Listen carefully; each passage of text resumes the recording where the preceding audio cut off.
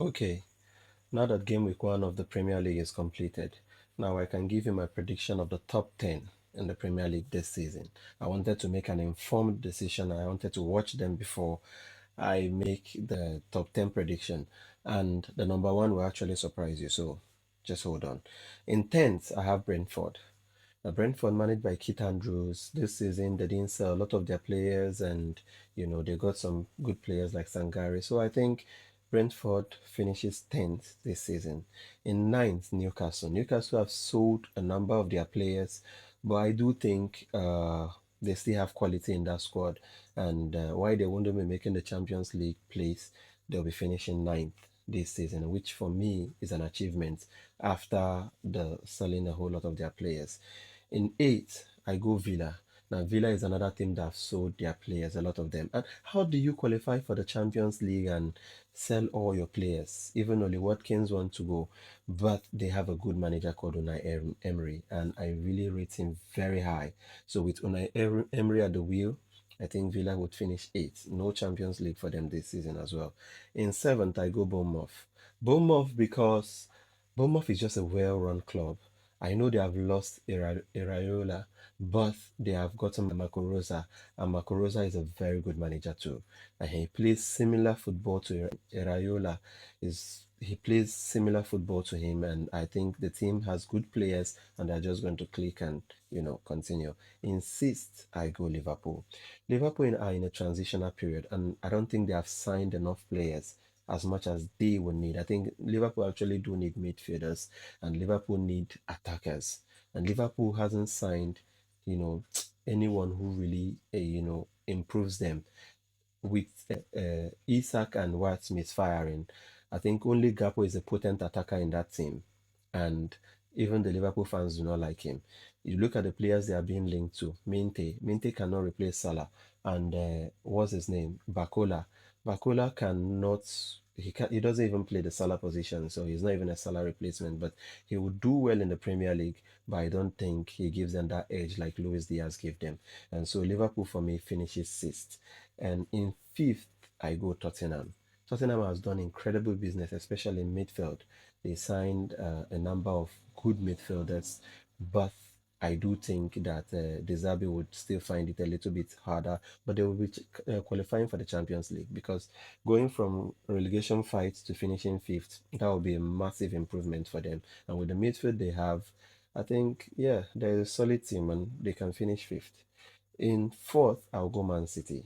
They have lost Pep Guardiola, and well, however you think about it, it's never going to be the same without Pep Guardiola.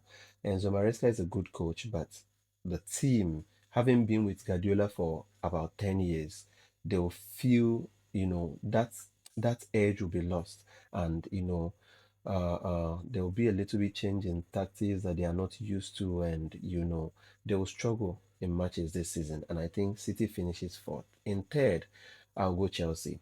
Chelsea has the opportunity to actually do a thing and actually really, really compete for the league because not having European football, staying home, and playing once in a week. But then having the players too that they have, I think they have a very good young squad, Chelsea. But the problem is they are inexperienced. I know they have signed Welbeck and they have signed Henderson, but those players will be on the bench mostly. But they do have a very good attack with Joao Pedro, Rogers, and Palmer. I think those three changes very well, and those three would do very well, just like they did yesterday. But in midfield and in defense, and just Chelsea being Chelsea, I don't think they will be able to compete for the league as quite. In second, I go Arsenal. Before you come from my head, yes, I know Arsenal are the favourites, and Arsenal have the most balanced team, if you ask me. Good midfield, good defense, yeah, a good attack. They can score goals, they can do everything, but everybody thinks Arsenal are the favourite, and they are the favourites. But Arsenal may just be overwhelmed by it this season, like something that they haven't done before, doing the double.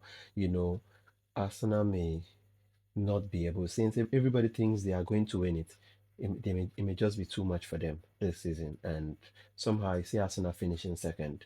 And in first, I go Manchester United. Yeah, before you come for my head, I know Manchester United just lost versus Hull City, but that's the first match. and that doesn't change anything.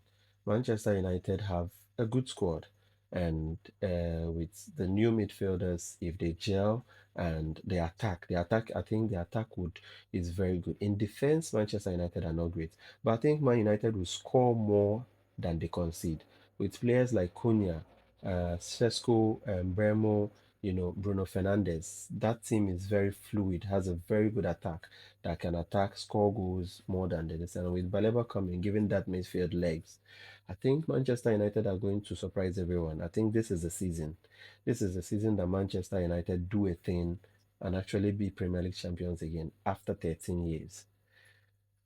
I just feel it in my veins. So, I mean, if you have a house, you want to bet on it, bet on it, bet your house, bet whatever you want to do. I feel Manchester United are winning the Premier League this season. And so, do you think I'm crazy? You can let me know in the comment sections. Come on. Well, this is the season.